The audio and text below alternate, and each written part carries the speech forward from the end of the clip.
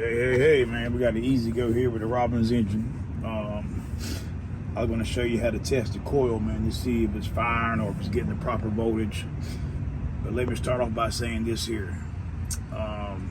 If you have a cart with the Robbins engine that fires one time only, don't waste your time.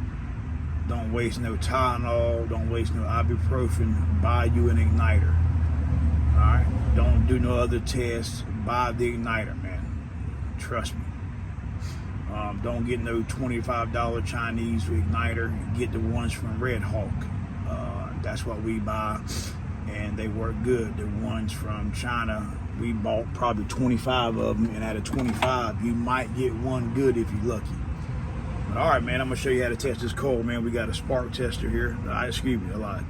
We got a test light here, and we got the one side in the white wire, one side in the red wire, and you can see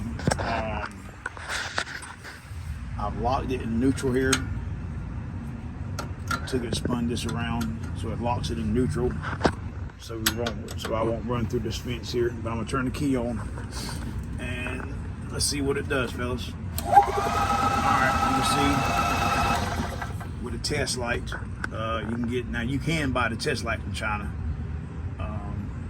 because they will show you what it's doing. And you can see that there.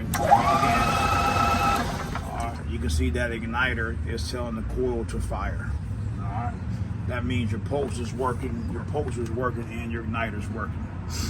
All right, man. Stay tuned, man. I'll post some more quick videos, man. Appreciate you watching, fellas.